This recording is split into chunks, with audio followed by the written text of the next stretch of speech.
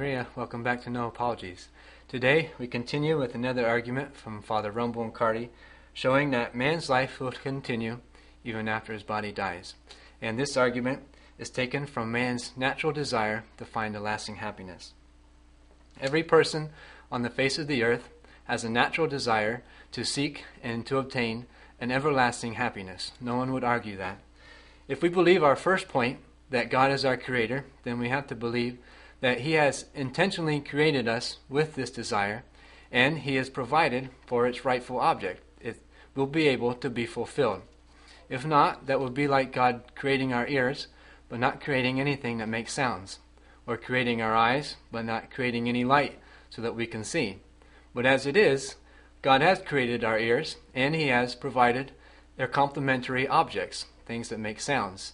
And He's provided for our eyes light and the objects which reflect light so that we can see. And so too, we can say that if God has given us this desire for lasting happiness, He has provided for its fulfillment. Now we all know from experience that no earthly or temporal good is able to fulfill this desire. Everything which we try to obtain, which we think will bring us a happiness, ends up bringing just a momentary joy or pleasure, and sooner or later ends up leaving us disappointed and empty-handed, and we find ourselves on the search once again for the everlasting happiness.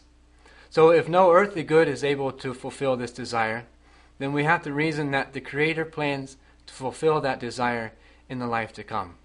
And if we're going to enjoy that happiness, we have to be there. So we will continue to live on even after the body dies. Now some would say that those who believe in life after death have simply talked themselves into believing it because they want it to be true. It's a consoling thought, and it helps them cope with life's trials. We answer first that we haven't talked ourselves into it, but we've shown 4 arguments which show the reasonableness of our belief.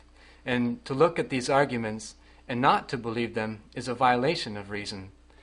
At the same time, I say that yes, it is a consoling thought, and it does help us to get through the daily trudge. There are many people who have tried to live their lives to please God, and they're looking forward to spending eternity with Him. But on the same coin, there are also many people to whom the thought of eternal life is not consoling. Many people have lived their lives acting against their conscience, and have lived their lives ignoring their Creator.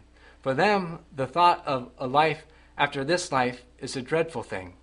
But at the same time, even though it's not consoling, the conviction still remains that it's a reality. Here, we're not talking about just a momentary craving or a desire to live on. We're talking about a deeply seated natural tendency to live on, something which has been implanted in human nature by the Creator. Now this is so true that it's not a lie to say that every civilization, no matter how barbaric or ancient, as in general, has in some way believed in a life after death.